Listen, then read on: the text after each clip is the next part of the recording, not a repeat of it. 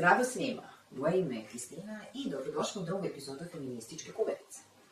Danas pravimo prevrnutu pitu i pričamo o nasleđu i o pobuni.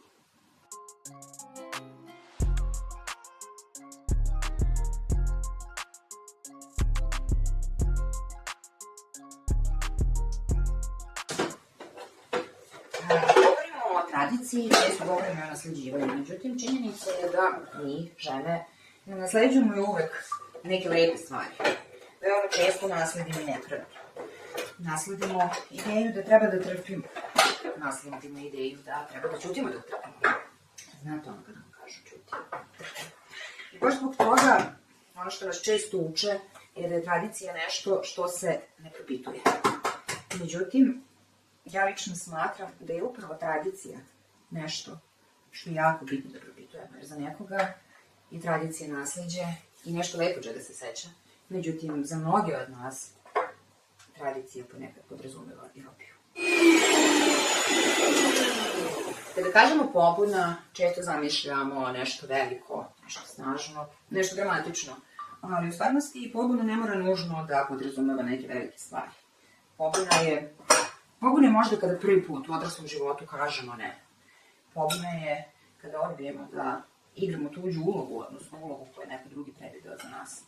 Pobuna je kada postavimo granice i zapravo te male pobune, te mikro pobune su ono što menjaju život. Ne samo život, ono što menjaju tradiciju. I oblikuju nasleđe da bude nešto za što smo zaista ponosne, a ne osramoćene da ostavimo generacijama devojčice iza sebe. Pretkinja, sačuvamo ono što je lepo, ono što nas umiruje, ono što nas hrabri, ono što nas raduje. Sve ono što ograničava nas, ali ne samo nas, već i sve ljude oko nas, ono što možda nekim ljudima oduzima pravo i čini da izgledaju manje ljudima, to je nešto što treba da odbacimo. I upravo u tome leži naša snaga. Mi biramo šta ostavljamo kao tradiciju i nasleđe svim onim generacijama posle nas.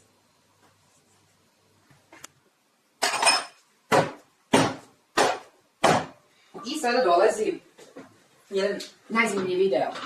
Sada dolazi trenutak da okrećemo pitu.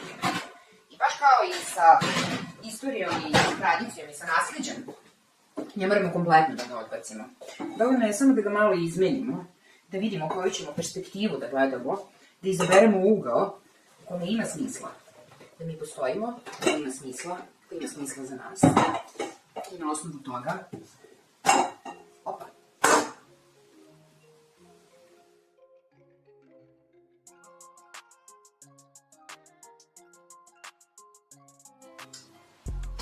ja sam Kristina, gledali ste još jednu epizodu Feminističke kuverica. Danas smo pričali o nasleđu, o pobuni, evo smo pitu od jabuka, ali ima prevrnuto izdanje. Koliko imate ideje o čemu bismo mogli da pričamo o sledećim epizodama ili koje bismo imali sledeće mogli da spremimo, pišite mi.